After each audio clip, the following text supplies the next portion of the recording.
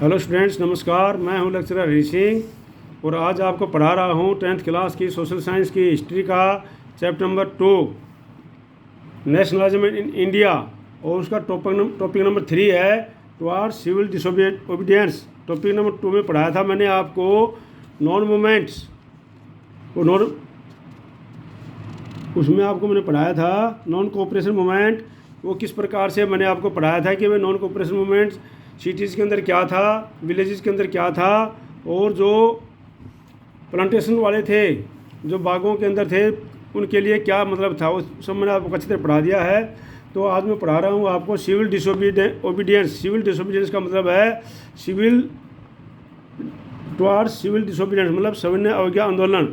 कि भाई जो है महात्मा गांधी ने सोचा कि अभी जो है भाई नॉन कोऑपरेशन से तो काम नहीं चलता है, और नॉन कोऑपरेशन जो है इसको हिंसक धारण हो गया था, ठीक है ना, वायलेंट हो गए थे उसमें।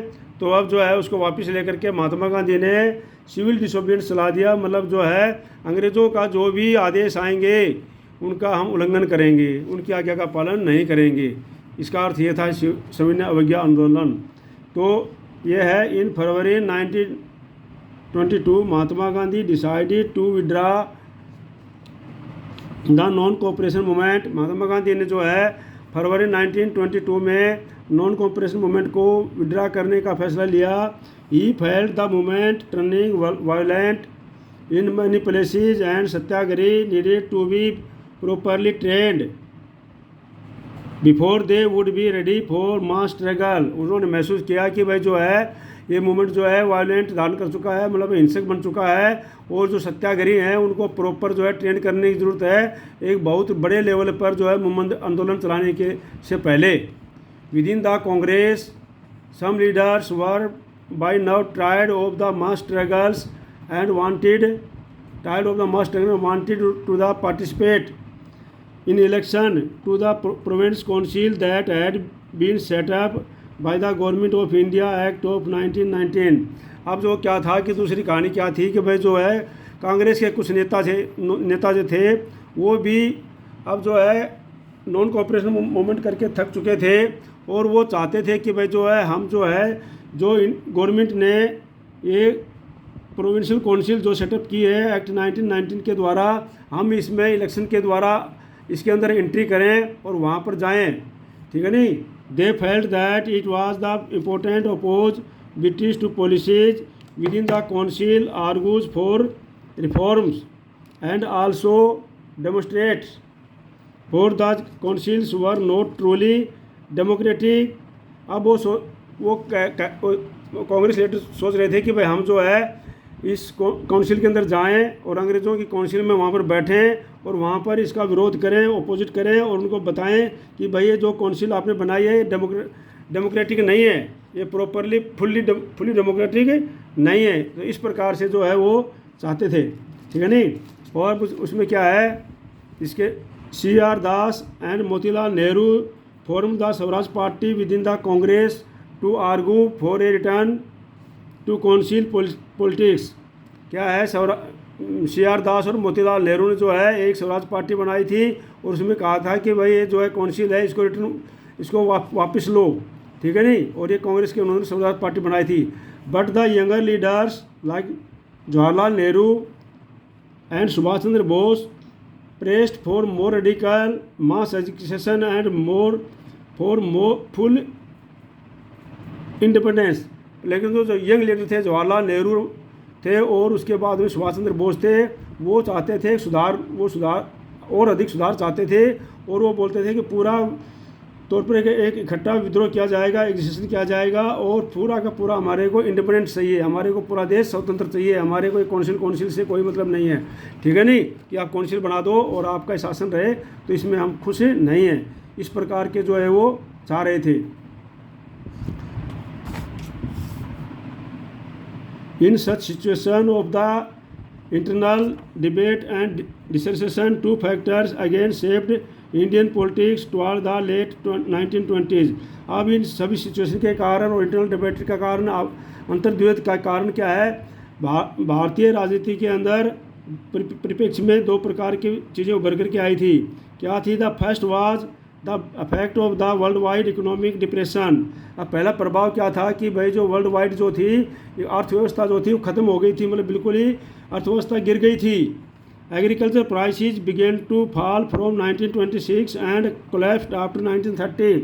जो कृषि के जो अनाज वगैरह के प्राइसेस थी वो बिल्कुल ही जो है 1926 से कम होने शुरू हो गई थी, और 1930 के बाद तो बिल्कुल ही एकदम से क्लैप्स हो गई थी, गिर गई थी। अनाज की कोई कीमतें ही नहीं रह गई थी। किस कारण से नहीं रह गई थी वो मैं आपको पढ़ाऊँगा अभी।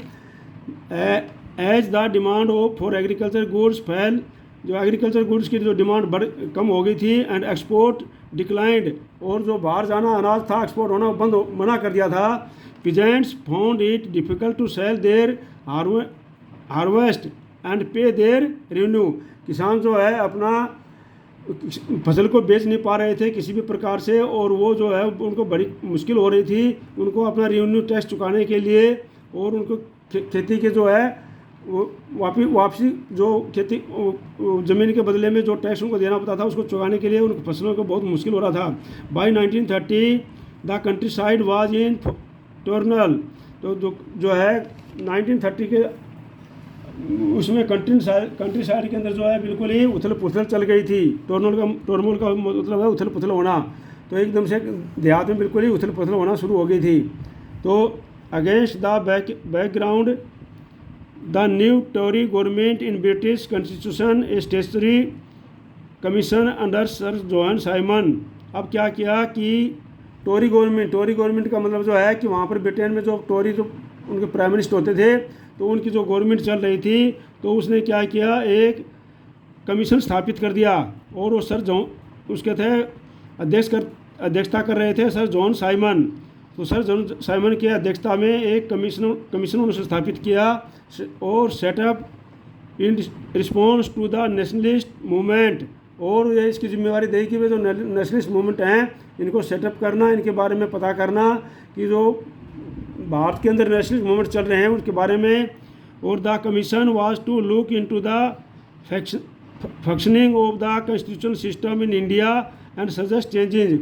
और उस फंक्शन का क्या काम था कि इंडिया के अंदर जो कॉन्स्टिट्यूशन है सिस्टम है उसके बारे में जानना, और उसके अंदर क्या क्या कमियां हैं उनके बारे में सुझाव देना। The problem was that commission did not have a single Indian member. लेकिन इसमें समस्या ये थी कि कमीशन के अंदर कोई भी एक सिंगल आदमी भी भारतीय मेंबर नहीं था। दे वर ऑल ब्रिटिश, और उसके अंदर सारे के सारे अंग्रेज थे।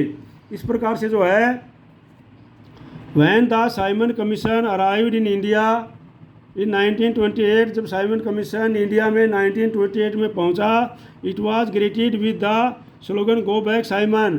तो इसको गो बैक साइमन के नारों से इसका स्वागत किया गया। इसको बोला गया कि साइमन कमीशन वापस जाओ, गो बैक साइमन कमीशन, और प्रदर्शन किए गए। All parties including the Congress and the Muslim league participated the demonstration. सभी पार्टियों ने, कांग्रेस और मुस्लिम लीग सभी ने जो इसमें पार्टिसिपेट किया, डेमोन्स्ट्रेशन किया, प्रदर्शन किया। In an effort to win them over the viceroy Lord Irwin announced in October 1929 a vague offer of dominant status for India in unspecified future and round table conference to discuss a future constitution। अब क्या है, इस commission को जब वापस होने के लिए ये किया गया तो इसे हार मान करके इरविन ने क्या किया कि उसने प्रयास किया कि भाई वाइस राय लॉर्ड ने इरविन ने उसने घोषणा कर दी कि भाई अक्टूबर 1929 में एक राउंड कॉन्फ्रेंस टेबल बैठाई जाएगी और उसके अंदर विचार किया जाएगा कि इंडिया का फ्यूचर कॉन्स्टिट्यूशन क्या होगा, इंडिया का फ्यूचर कॉन्स्टिट्यूशन क्या होगा, और उसमें इंडिया को डोमिनेंट स्टेटस का दर्जा दिया जाएगा। उसने ये घोषणा कर दी। तो डोमिनेंट स्टेटस का दर्जा ये है कि भाई अंग्रेज़ जो है सरकार जो होगी वो भारत के लोगों की होगी, लेकिन उसके ऊपर प्रभुत्व जो होगा वो अंग्रेजी महारानी का होगा। वहाँ पर उस समय महारानी होती थी, तो जो है अंग्रेजी महारानी उसकी हेड होगी। इस प्रकार से डोमिनेंट स्टेटस देने के लिए उन्होंने घोषणा कर दी। This did not satisfy the Congress leader, और इससे कांग्रेस लीडर बिल्कुल भी सेटिस्फाई नहीं हो गए।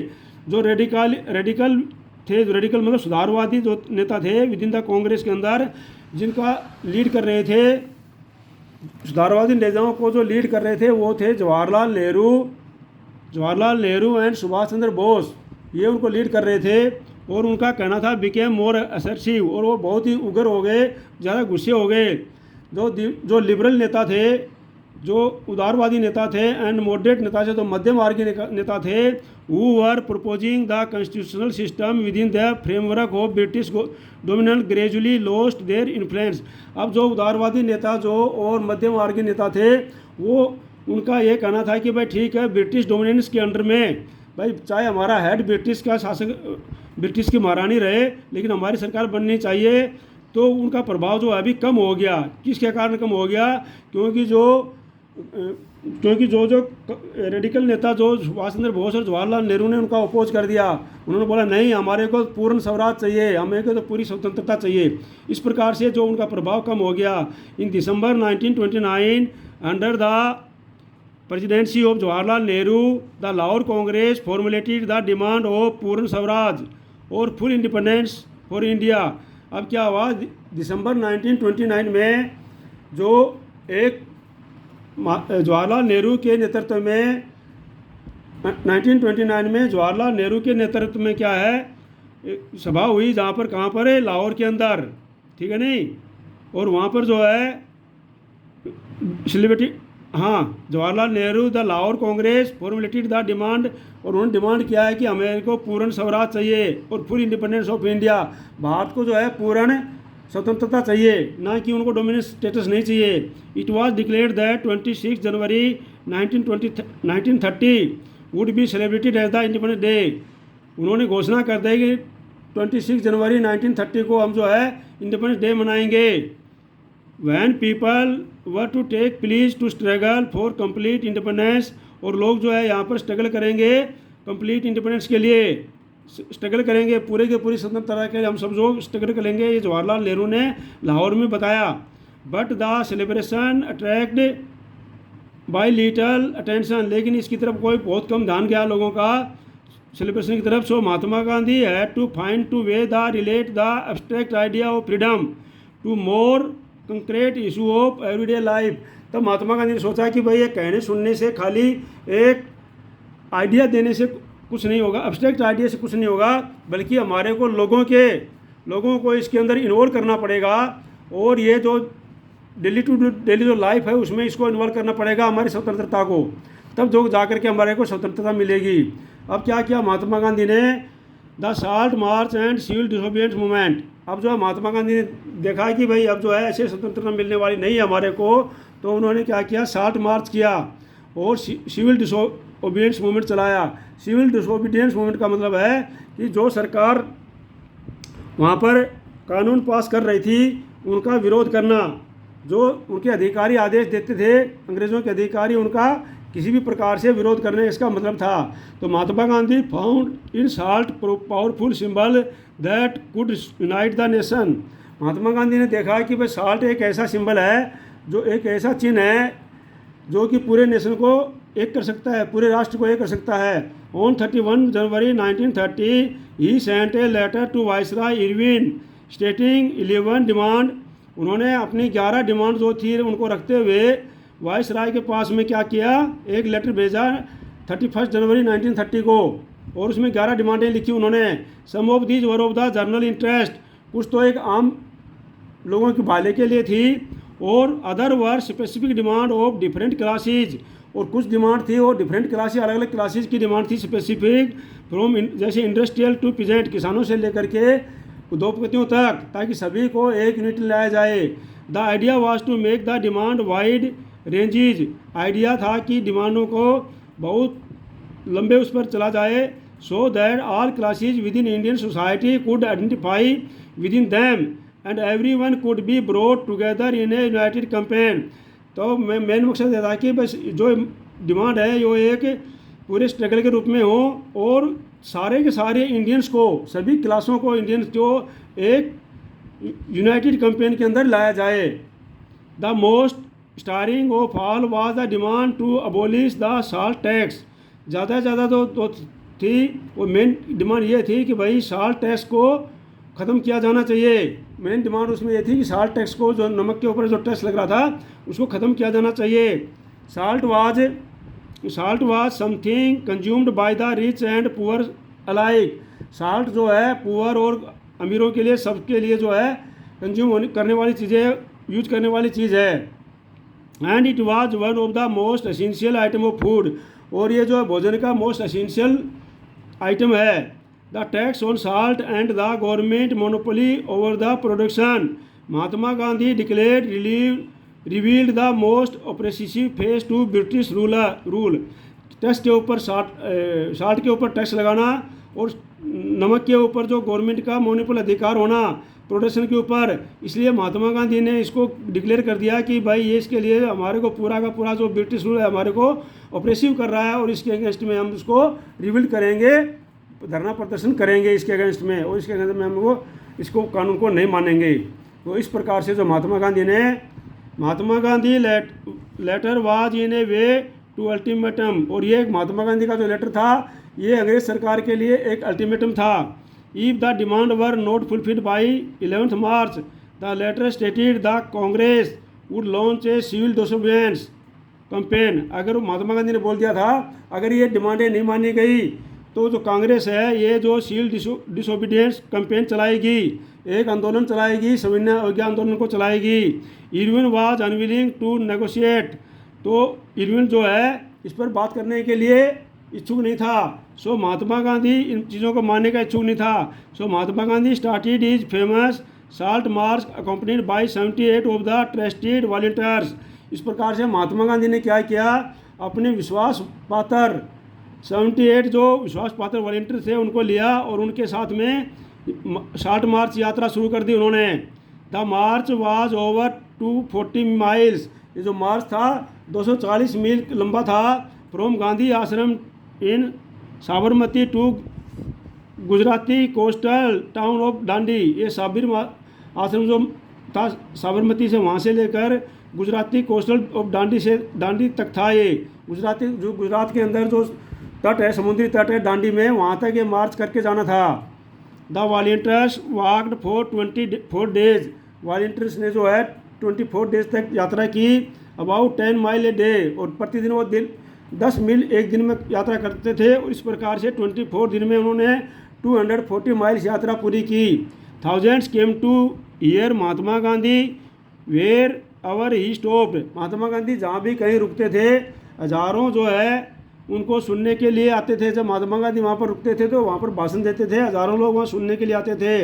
And he told them what he meant by swaraj and urge them to peacefully defy the British. अब वो ये बताते थे कि भाई स्वराज, हमारे स्वराज का क्या अर्थ है और किस प्रकार से हम पीसफुली रूप से ब्रिटिशर्स को वहाँ से भगाना चाहते हैं। On 6 April he reached the Dandi, 6 अप्रैल को महात्मा गांधी दांडी में पहुँचे। And ceremonially violated the law, और वहाँ पर कानून तोड़ा और नमक को बनाया। Manufactured salt by the boiling sea water को बॉइलिंग करके उन्होंने नमक को बनाया और वहाँ पर उसके कानून को तोड़ डाला। This marked the beginning of the civil disobedience movement, और यहाँ से जो है सिविल डिसोबीडियंस मूवमेंट जो है शुरू हो गया। How was this movement different from the wise non cooperation movement. अब ये मूवमेंट था, ये नॉन कोऑपरेशन मूवमेंट से किस प्रकार से भिन्न था वो हम आपको बता रहे हैं। People were now asked not only a refuse to cooperation, अब लोग जो है केवल जो है उनका कोऑपरेशन करने से ही मना नहीं किया, अंग्रेज़ों को कोऑपरेशन करने से ही मना नहीं करते थे। ये देखो दिखा पर दांडी मात्रा की यात्रा दिखाई जा रही है चित्र में, आप लोग देख सकते हैं उसको, ठीक है नहीं। ये जो महात्मा गांधी वहाँ पर दांडी मार्च की यात्रा कर रहे थे, साल्ट नमक यात्रा, वो उस समय के ये चित्र है ये, तो इसको आप ध्यान से देख सकते हो। तो अब क्या है, with the British as they had done in 1921 to 22 but also to break colonial laws. अब जो है लोग क्या थे भाई, महात्मा 1921-22 में जिस प्रकार से उनको ऐसे नॉन कोऑपरेशन मूवमेंट नहीं चला रहे थे, बट अभी क्या कर रहे थे, वो कॉलोनियल लॉ को भी तोड़ रहे थे। अंग्रेजों के जो कानून बनाए हुए थे उनका ब्रेक कर रहे थे, उनको मानने से मना कर रहे थे सभी लोग अभी, ठीक है कि नहीं। तो इस प्रकार से ये उनको मानने से क्या कर रहे थे, मना कर रहे थे। Thousands in different parts of the country broke the salt law. और इस प्रकार से देहात में भी गाँवों में भी हजारों लोगों ने कानून के नमक को तोड़ करके कानून बनाया। Manufacture salt and demonstrated in front of the government salt factories. उन्होंने कानून बनाया और गवर्नमेंट की जो साल्ट फैक्ट्री थी उनके सामने प्रदर्शन किया। As the movement separate foreign clothes was boycott. जैसे जैसे मूवमेंट फैला फॉरेन क्लोथ्स का जो है उनको भी बायकॉट कर दिया गया। ठीक है, फॉरेन क्लोथ से उनको भी बायकॉट कर दिया गया। जैसे जैसे मूवमेंट आगे फैलता गया तो फॉरेन क्लोथ का भी बायकॉट कर दिया गया। ठीक है नहीं।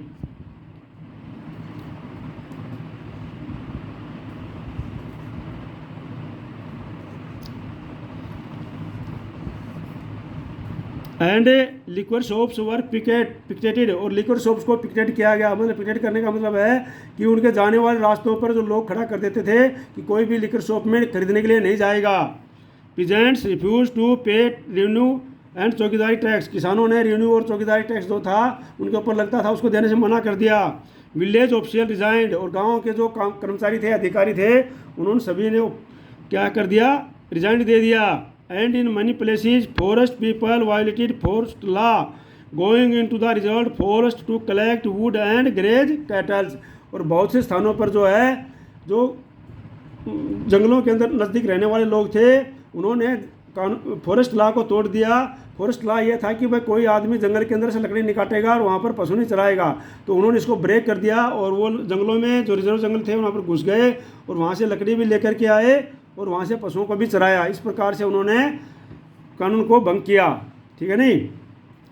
तो वेरिड बाय द डिप्लोमेट्स। अब जो इसमें the colonial government began arresting the Congress leader one by one.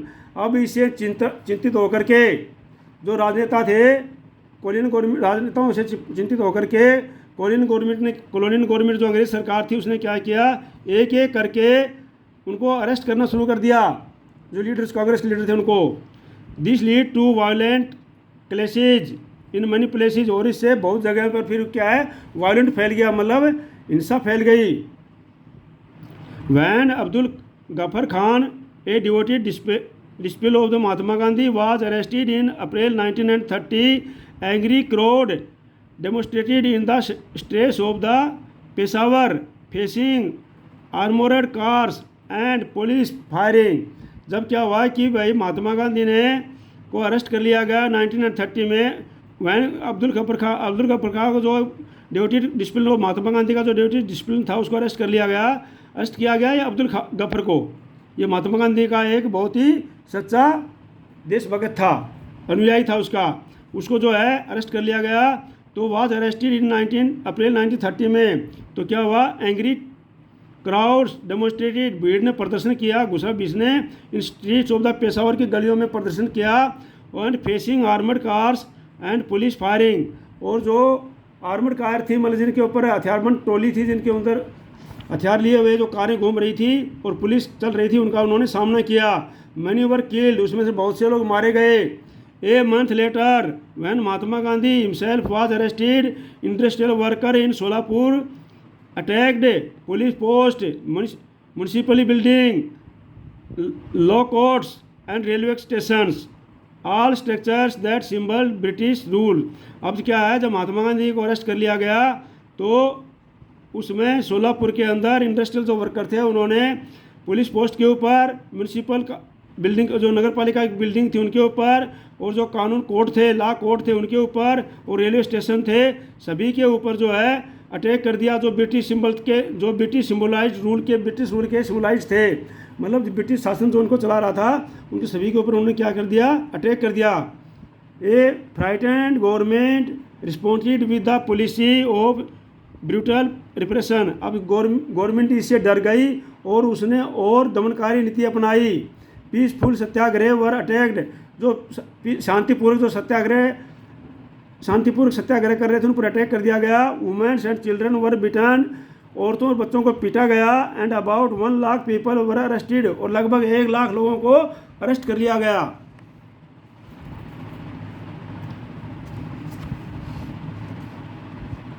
In such situation, Mahatma Gandhi once again decided to call off the movement and entered into the pact with everyone on 5 March 1931.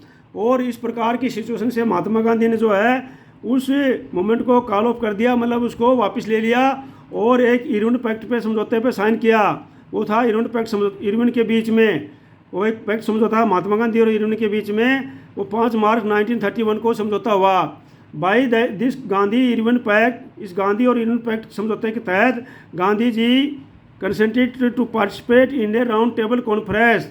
Gandhi ji सहमत हो गए round table conference के अंदर भाग लेना। The Congress had boycott the first, पहले जो कांग्रेस इसको बायकॉट कर चुकी थी, लेकिन उस समय फिर महात्मा गांधी उससे सहमत हो गए राउंड टेबल कॉन्फ्रेंस में भाग लेने के लिए।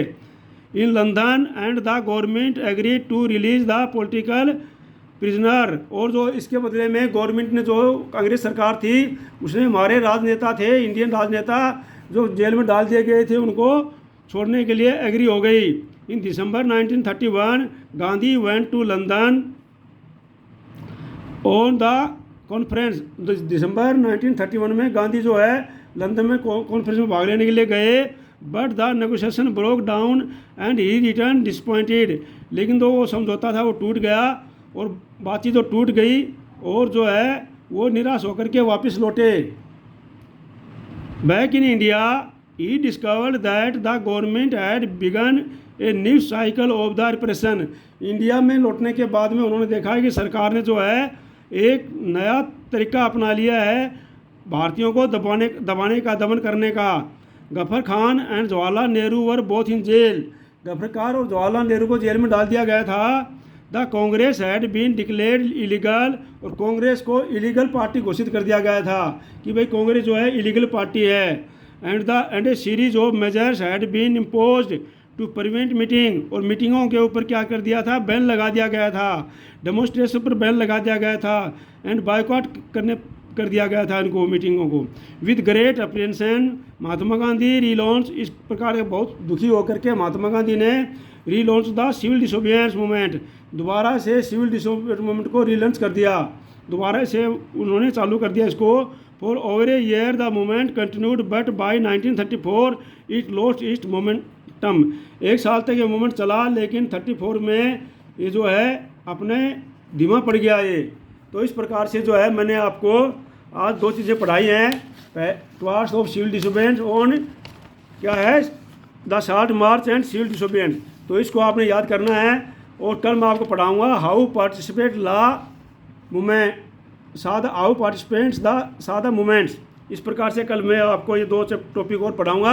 मैं डेली पढ़ाता हूँ। आप इस चैनल को सब्सक्राइब कर लेना और इसको लाइक करना और शेयर ज़रूर करना, इसको सब्सक्राइब जरूर कर लो, क्योंकि जो है मैं इस चैनल के ऊपर सारे के सारे सब्जेक्ट के टॉपिक भेजने वाला हूँ और मोटिवेशन भी वीडियो भी भेजूँगा इसको। जय हिंद, जय भारत।